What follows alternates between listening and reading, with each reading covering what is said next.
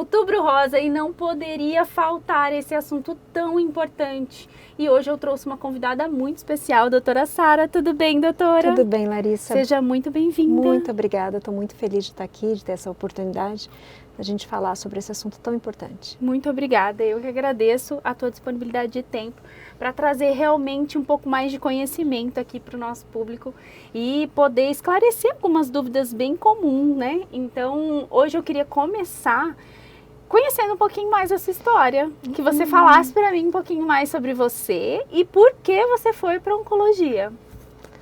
Larissa, assim, eu escolhi a medicina na oncologia, eu acredito motivada pela ideia de curar as pessoas, de poder ajudar as pessoas. A minha mãe sempre foi doente, quando eu tinha 7 anos ela foi diagnosticada com artrite reumatoide, na época que não se tinha tantos recursos, não é como hoje. E aí eu lembro que essa foi minha grande motivação. Mas oncologia não era a minha ideia. Eu inclusive falava que oncologia eu nunca faria. E aí eu fui fazer residência, uma das especializações no Rio Grande do Sul, e lá eu tive contato com a especialidade. E eu lembro que o que me fez ir realmente para essa área lá, porque eu falava, alinhando a Sara da infância, que eu queria tratar de pessoas realmente que precisassem da minha ajuda. Eu queria me Fazer a sentir diferença. eu queria me sentir parte do processo de uma forma muito substancial. E foi aí que eu comecei a exercer esse estudo e esse trabalho de uma forma mais apurada. Não é uma especialidade fácil. Eu imagino. Mas eu tenho a convicção de que eu fiz a decisão certa. Que legal. E existe uma história do porquê esse Outubro Rosa. Conta pra gente um pouquinho sobre isso. E é curioso porque as grandes histórias têm sempre algo pessoal, né? Então, você veja bem, a história do Outubro Rosa, ela não começou aqui no Brasil, ela é um movimento internacional, em que tudo foi despertado por uma irmã que perdeu a sua irmã por câncer de mama aos 36 anos. Nossa, super jovem. Então em 1980, uma determinada pessoa chamada Susan Corner faleceu de câncer de mama aos 36 anos. E a irmã dela, chamava Nancy, ela falou assim, gente, se a minha irmã tivesse tido a oportunidade de fazer um diagnóstico precoce, isso não teria acontecido. E ela, a princípio, organizou uma fundação, não era ainda o movimento do Outubro Rosa, e começou a tentar a trazer esse tema mais para a atualidade. E em uma das passeatas, das corridas em que ela organizou, ela distribuiu os laços rosas. Que hoje é famoso. Isso, que hoje é o símbolo do Outubro Rosa. E isso ganhou uma repercussão mundial, essa corrida com esse laço, e aí expandiu para o mundo. No Brasil veio em 2002, ou seja, demorou um tempo maior, em que foi projetada uma luz rosa no obelisco lá de Ibirapuera de São Paulo, e aí tomou proporção. Mas esse movimento já vem bem de antes, assim, a nível internacional. Nossa, que legal, né? Uma história muito bonita. E a importância mesmo da questão do diagnóstico. E como que está o câncer de mama no Brasil atualmente? Infelizmente os números são muito altos e as novas estatísticas, as previsões de estatística continuam só a subir, né? Então é o câncer que mais mata mulheres, isso não só no Brasil, mas no mundo. Se a gente for excluir pele, é o câncer mais incidente na mulher. Estima-se aí entre 2023 até 2025, a gente vai ter mais de 70 mil novos casos. Nossa, novos casos, A média dá mais ou menos entre 40 a 42 casos para cada 100 mil mulheres. E o mais curioso é que a faixa etária tem ficado cada vez mais precoce. Isso é até um alerta. Para você ter uma ideia, Larissa, a média hoje do diagnóstico é os 53 anos. Se a gente for olhar dados mais antigos, a estimativa era mais tardia, né? Sempre foi entre 50 e 60, mas um pouquinho mais tardio. E agora a gente está vendo isso se aproximar do limite inferior dos 50 anos, né? Ah, tá. E existe uma idade certa, doutora, para fazer esse rastreamento, né? cuidado de fazer o autoexame existe ou não? É igual para todas as mulheres? Como funciona? Vamos falar um pouquinho sobre essa questão, que eu acho que é importante até como alerta, né? Como ela disse, com 36 anos, eu perdi a minha irmã se ela soubesse disso antes. Então, com que idade é importante a gente começar a se preocupar? E essa sua pergunta é muito interessante e eu vou pedir licença para ser um pouco mais abrangente, porque em qual sentido se tem organização das campanhas? A campanha pega a maior faixa etária, o maior número de mulheres acometidas dentro de determinada faixa etária, então a gente já falou que é entre 50 e 60 anos, e cria uma campanha nacional. Sim. Então a maior incidência é a partir dos 50 anos até os 60 anos, então a campanha contempla o quê? Mulheres entre 50 e 69 anos, ok? É isso que o Ministério da Saúde recomenda. Porém, a gente precisa entender que cada cenário é um cenário e que a gente tem sim um percentual muito grande de mulheres diagnosticadas dos 40 aos 50 anos. A gente está falando em torno mais ou menos de uns 20% das pacientes que são diagnosticadas nessa faixa etária. É alto, né? Então a Sociedade Brasileira de Mastologia, por exemplo, e a Sociedade Brasileira de Oncologia pede para que seja feito mais precoce do que está sendo preconizado na campanha. Então a recomendação é a partir de 40 anos. Ah, doutora, mas você falou o caso dessa paciente Susan que foi antes. E aí que a gente precisa entender. E aí entra um trabalho de alinhamento. Então, se existe algum fator de risco dentro daquela família, seja pessoal, seja da história familiar, seja fator genético mesmo, de alguma mutação específica, sim, essa faixa etária pode vir de uma forma muito mais precoce. Eu trabalho com oncogenética também, onde a gente estuda isso. Então, para você ter uma ideia, tem algumas síndromes que a gente joga o rastreamento a partir de 25 anos. Super jovem. Então cada cenário é um cenário. Como política de rastreamento da população, eu vou de encontro à minha sociedade e é isso que eu preconizo a partir dos 40 anos. Tá? É igual esse limite superior também, vamos pensar 69 anos como limite superior, que é o que é colocado pela campanha. A gente tem muitas mulheres que são extremamente ativas com 70, 75 anos. É o que tem cada vez aumentado mais. E é isso que nós queremos, com uma expectativa de vida muito maior. Eu sou professora da universidade, eu falo assim para os meus alunos, olha, eu estou trabalhando para estar bem aos 80, vocês não vão desistir de mim aos 80 anos. 80 estaria aqui dentro de sala, dando aula, então, assim, a gente precisa entender que em muitos casos, sim, deve se estender esse rastreamento para uma idade até maior, né? Então, a população precisa separar o que é campanha do que é rastreamento individual.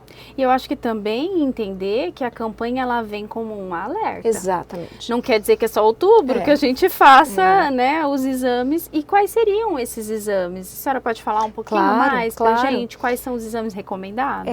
Eu vou fazer só um gancho com essa sua colocação que foi muito oportuna. A gente precisa entender que é uma campanha, ou seja, é um lembrete, né?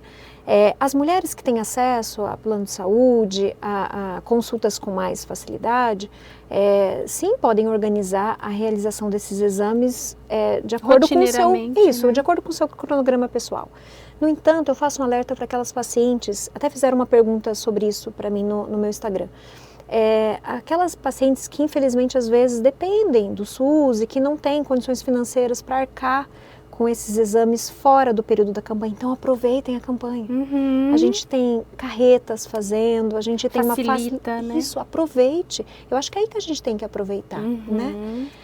Quais são os melhores exames? Então assim, tendo em vista que a faixa etária mais acometida é a partir dos 50 anos, nessa faixa etária a gente tem uma mama com uma característica histológica, ou seja, uma característica da própria mama, em que, na maioria dos casos, a mamografia consegue identificar melhor do que o exame de ultrassom, por exemplo, né? Então, partindo do pressuposto da característica da mama naquela faixa etária. A gente tem estudos muito robustos que mostram que sim, a mamografia diminuiu mortalidade, que sim, a mamografia aumentou o número de diagnósticos precoces. Ah, doutora, mas na minha mama em particular, a mamografia não mostrou nada, o ultrassom não mostrou. Então, assim, como eu volto a dizer, o paciente ele é único, Sim. né? Então, existem situações especiais que podem precisar de uma complementação com outros exames. Mas, de uma forma geral, se a gente for analisar a maioria dos casos, a mamografia se torna o melhor exame para rastreamento. A gente conversou sobre situações em que o diagnóstico acontece numa faixa etária mais precoce. Sim.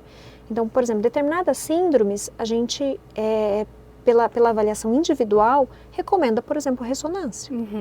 Mas aí são casos em especial, né, que acontece.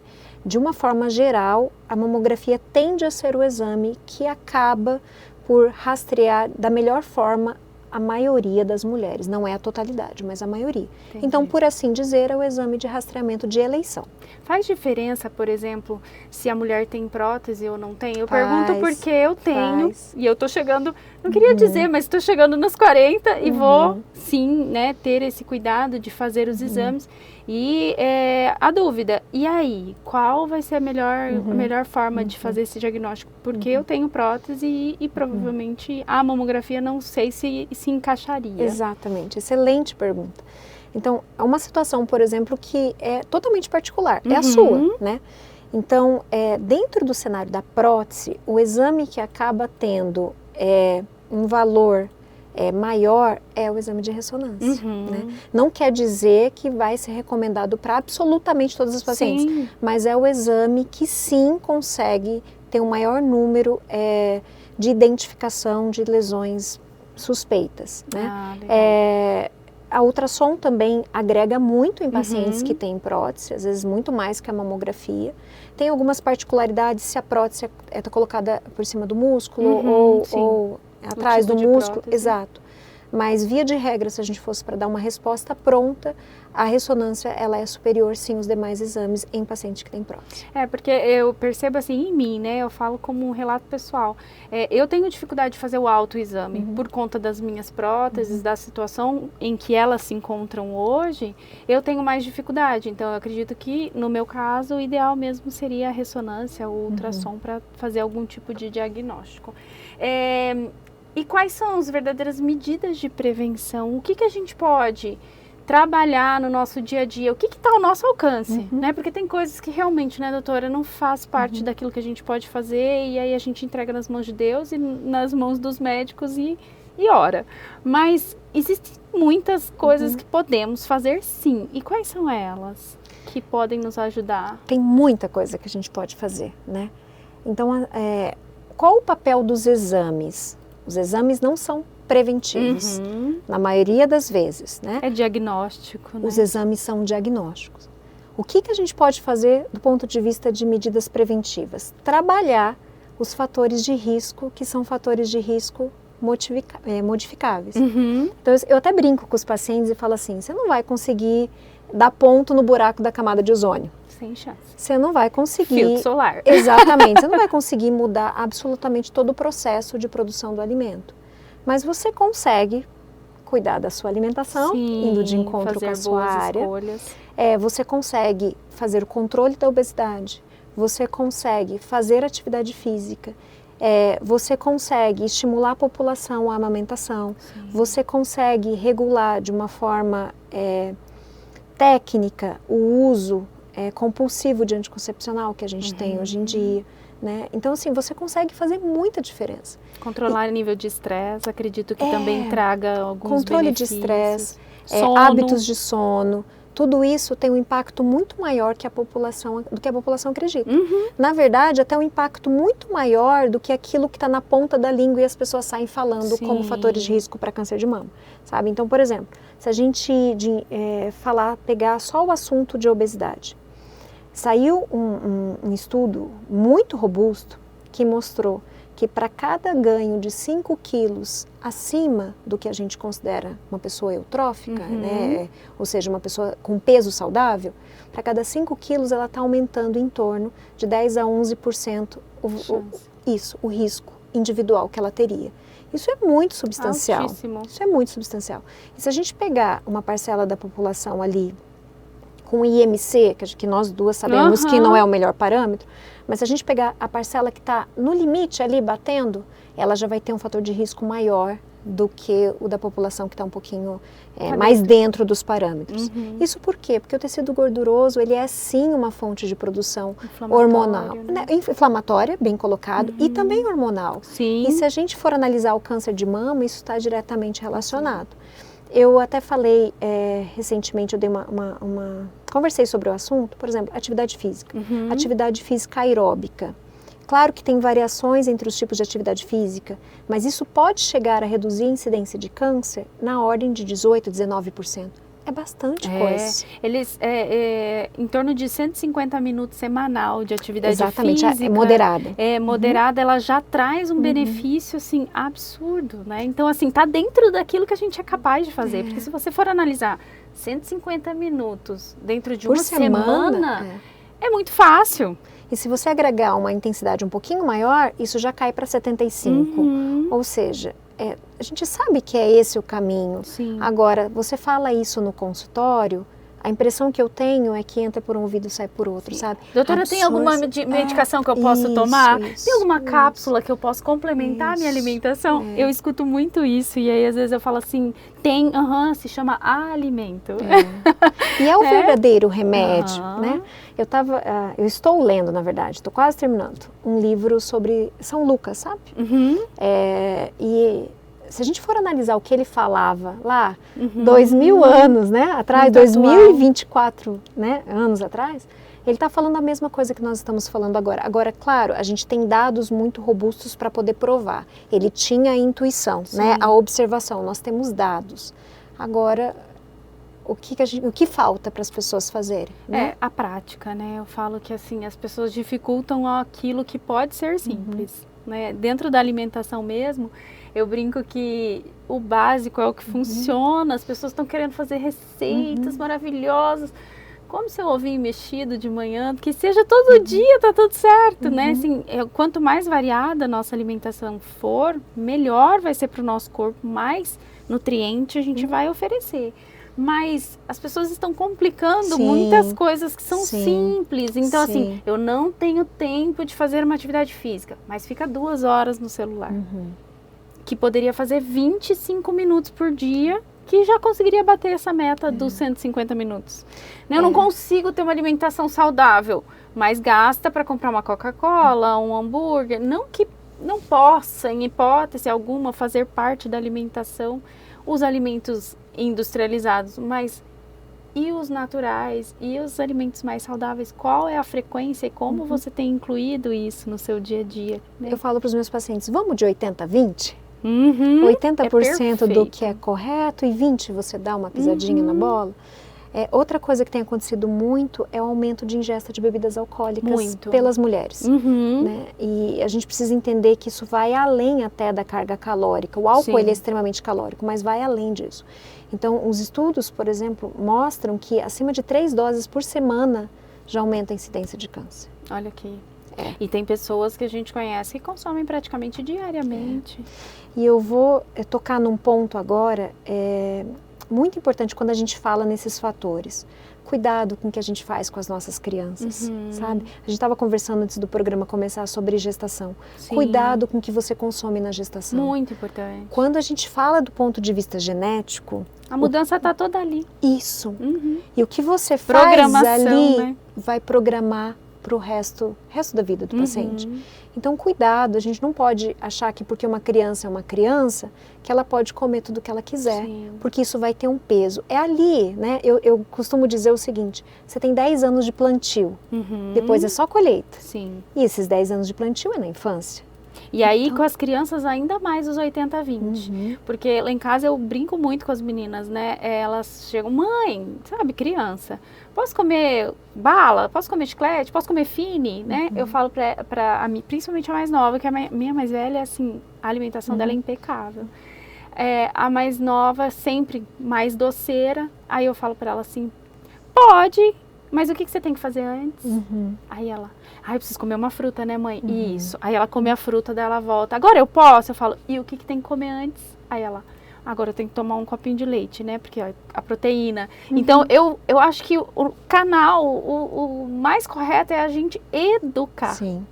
ensinar. Sim. E não fazer terrorismo, não Sim. pode. Sim. As minhas filhas comem, a gente sai de casa, eu não sou aquela mãe taxativa, né? Mas dentro de casa, o que está ao meu alcance, eu estou fazendo. Então, vamos fazer o nosso melhor na grande maioria dos nossos dias, para que o dia que sai da rotina, tá tudo bem. Essa faz parte da fome social que a gente fala, que é esse momento em que a gente está confraternizando, que a gente está curtindo. E que pode ser um momento agradável, não precisa ser um momento de exageros, né? Então, eu acho que é tudo esse equilíbrio que para mim não existe muito bem, porque quando a gente sai muito da rotina, isso não é equilíbrio. Mas é cuidar com esses detalhes, sabe? E para mim é primordial o cuidado durante a semana, o cuidado durante a maior parte do tempo, que é o 80-20, que vai fazer total diferença. E olha que estratégia interessante que você faz, porque daí ela já vai estar saciada, ela vai consumir menos o doce. Muito. Né? Além de consumir menos, quando a gente consome o doce assim, a forma que o organismo recebe é muito diferente, porque tem fibra, tem proteína, o corpo não recebe com picos de glicose, né? Que é o mais prejudicial para o nosso organismo. Então eu falo assim, a gente precisa aprender. E é fácil, doutora? Não é fácil. Tem dia que você quer ir direto para um bolinho, comer alguma coisa fora da rotina, mas eu acho que é mesmo uma mudança de mentalidade. E você tocou no ponto do controle do estresse. E eu acho que é um dos grandes problemas do mundo atual, sabe? A gente funciona muito no automático. Sim. Então, todo mundo chega para mim e fala assim, mas por que a gente está tendo tantos casos de câncer hoje? E se a gente for olhar na época do meu avô, do meu bisavô, não se falava em câncer. Aí eu faço justamente essa reflexão. O que nós mudamos da época que a gente vivia, como as pessoas viviam antigamente, como viviam hoje? Na minha opinião, tudo. Dormiam muito mais, porque acabava a luz, todo mundo ia para a cama, às vezes tocava sua música, fazia atividade física era no trabalho extenuante, era o tempo todo. Ia para a escola, era quilômetros caminhando. A alimentação, você chegava no mercado, na vendinha, nem mercado, não tinha, né? Era fruta, verdura, era o que colhia, era o que plantava. Era muito diferente. E as pessoas se relacionavam mais. Sentava. Até aqui a gente tem nesse costume de tomar o tereré, de sentar para tomar o tereré. Até hoje isso mudou. As pessoas não sentam do lado de fora de casa para conversar. Elas sentam e cada uma está no seu celular. Isso.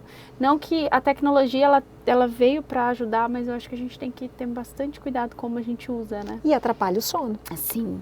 Que é o que a gente está conversando aqui. E a importância do sono, né? Nesse processo de produção hormonal que acontece no período da noite, né? Exato. Que se a gente não tem esse sono de acordo como deveria, e que não é igual para todo mundo, não é que tem que dormir 10 horas, mas também não precisa dormir só 3, né? A gente vai ter essas produções hormonais mais reguladas, né? Isso também influencia, como a senhora já falou aqui pra gente. Aí falando então de hormônio, essa questão reposição hormonal e o câncer, qual é a relação? Então, eu te digo que até eu como oncologista fui mudando o meu parecer frente a isso. Então, a gente tem aquilo que a gente fala para a maioria das pessoas e tem aquilo que a gente fala para porções individuais. Então, assim, existe um grupo, sim, de mulheres que tem um risco maior de câncer de mama e essas pacientes não está recomendado a reposição hormonal, mas é um grupo específico. E mesmo nessas pacientes, a gente tenta avaliar condições para que eventualmente possa ou não ser possível essa reposição. No entanto, se a gente for pegar para a população em geral, a gente precisa entender que, sim, existiram estudos de grande proporção que taxaram reposição hormonal como um incremento muito grande de câncer de mama. Só que a gente precisa entender que foi num cenário específico, com hormônios específicos, enfim. O que a gente sabe hoje, os dados de hoje, que aumenta em torno de 2 a 3% o risco, sabe? Então, assim, dá para contraindicar a reposição com esse risco? Não dá para contraindicar. Mas você precisa sim avaliar o cenário individual da paciente.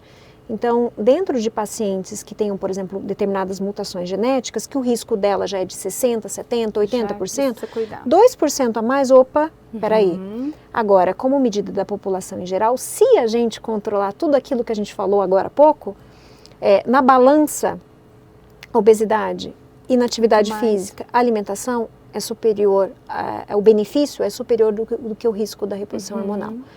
O que se sabe sobre reposição? Você não pode fazer algo com altas dosagens Sim. e por um período muito Longo. longo de tempo. Agora, por exemplo, a gente tem dados com determinado tipo de hormônio específico, que não é toda mulher que pode fazer, que foi até protetora para câncer, sabe? Então a gente precisa entender assim, não dá mais para proibir. Se você pega guideline, a palavra que vem é segurança, Sim. essa palavra que vem, segurança, mas que isso não pode também ser uma generalização para todo mundo. É sempre tudo muito individualizado, né, doutora? E Tem que analisar, porque também tem que analisar o risco-benefício, né? O quanto essa mulher precisa dessa reposição, porque ela não está vivendo com qualidade por conta de alguns sintomas que ela tem pela ausência do hormônio, né? Exato. Então, é muito individualizado e a gente precisa respeitar isso muito bem. Conta pra gente, existe na mídia, né, a atriz Angelina Jolie, as pessoas já devem ter ouvido falar, ela foi diagnosticada com uma mutação que aumenta o risco de câncer de mama e ela fez alguns procedimentos relacionados a isso. Conta um pouquinho dessa história pra gente conhecer um pouquinho qual é a tua opinião com relação ao que foi, o que aconteceu, o que ela fez. Sabe que a Angelina Jolie, ela foi responsável até por um fenômeno que levou o nome dela. Porque depois que ela fez isso, muitas mulheres, inclusive, procuraram mastologista ou ginecologista querendo fazer como ela, né? Mas a gente precisa entender o cenário dela. Ela tem uma mutação específica num gene chamado BRCA1. Né? É um gene que está, entre outras funções, envolvido no reparo, na correção das alterações que estão inerentes aí ao processo de multiplicação das células. Então é como se fosse o funcionário da limpeza de uma fábrica, sabe? Então, se ela tem esse gene alterado, essa limpeza, essa organização do corpo dela não funciona de uma forma adequada em proporção às outras mulheres. E quais seriam aí os cânceres de maior incidência associados a essa mutação específica? Câncer de mama e câncer de ovário, né, na mulher. Existem outros cânceres como pâncreas, mas próstata se fosse em homem, mas mama e ovário o valor, o risco é muito alto. Então, para você ter uma ideia, claro que depende da faixa etária que a paciente é diagnosticada com essa mutação, mas se a gente fosse colocar, variaria mais ou menos em torno de 60% a 80% de risco. Então, é um risco muito alto. E aí, esse diagnóstico provavelmente foi colocado na mesa para ela e falado, olha, esse é o seu risco. O que você deseja fazer? Então, assim, eu, Sara, diante desse risco, eu ia optar pela prevenção. E uma prevenção que fosse mais efetiva. Por quê? Esse tipo de mutação em especial, se a paciente é diagnosticada com câncer, ele tende a ser mais agressivo. Então, mais rápido. As pessoas precisam entender isso. Porque, ela fez um exame, não mostrou nada. Ela, com essa mutação, ela tem sim um risco de desenvolvimento de células neoplásicas que se proliferam muito rapidamente. Um tipo, inclusive, especial e diferente do tipo mais comum de câncer de mama. Que o caso da mutação de BRCA seria um tipo triplo negativo. Então, enfim, correria o risco dela fazer o exame, depois de fazer o exame no ano seguinte e nesse período ter o diagnóstico de câncer. Mas aí ela operaria.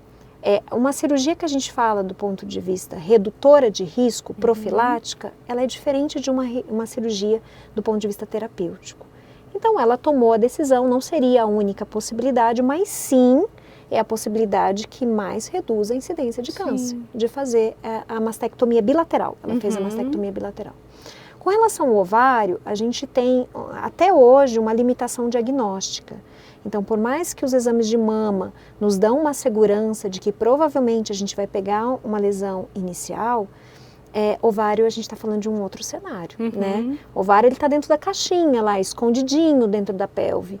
Então, a gente não tem um exame que me dá essa segurança. Então, ela optou também por fazer a retirada. E com isso, ela reduziu em muito o risco dela. né? É uma medida que vai ser recomendada para absolutamente todas as mulheres? De forma alguma, de forma alguma. Mas é uma medida que é recomendada, indicada para as mulheres que têm a mutação específica da Angelina Jolie? Sim. Né? Dá para acompanhar as mulheres que não aceitem esse procedimento? Dá. Né? E aí entra o papel do geneticista, do oncogeneticista, do mastologista. Mas, sem sombra de dúvidas, a decisão que ela tomou reduz de forma substancial o risco dela. Eu acho que o mais importante é a questão de ter esses exames em dia, né? A gente ter essa preocupação de... Eu tenho, o meu hábito é agosto. Todo agosto do ano eu já sei que é época de fazer exame, e aí eu já vou no meu ginecologista, já faço toda a bateria de exames. Então, ter esse cuidado e, além de tudo, ter o cuidado da prevenção, cuidando do sono, cuidando do nível de estresse, que é claro que não é, ai, mas eu não consigo, eu sou uma pessoa muito estressada. Não, é cuidando do quanto você está trabalhando isso com atividade física, com alimentação, né? O quanto mais a gente puder prevenir, muito menor será o quanto virá esse diagnóstico, né? Quanto mais fácil será para a gente poder tratar. Sem e tudo mais. Nenhuma. Bom, eu acredito que seja isso, que a gente consiga ter esclarecido grande parte das dúvidas de vocês. Se vocês tiverem mais dúvidas, deixa aqui nos comentários. A gente, né, numa possível nova entrevista, a gente fala mais sobre esse assunto. Mas espero que vocês tenham gostado. Não deixem de fazer os exames. É um alerta mesmo, não é só para outubro. Tenha essa preocupação. E espero que vocês aproveitem ao máximo, encaminhem esse vídeo para as pessoas que você acredita que precisa ter um pouco mais de conhecimento sobre esse assunto. E espero vocês numa próxima oportunidade. Obrigada, doutora, obrigada por ter Larissa, vindo. Adorei Fiquei muito feliz, muito obrigada, feliz mesmo. Obrigada. Eu gosto de receber cada um aqui, porque eu aprendo muito com vocês, tá bom? Obrigada, um beijinho e até mais.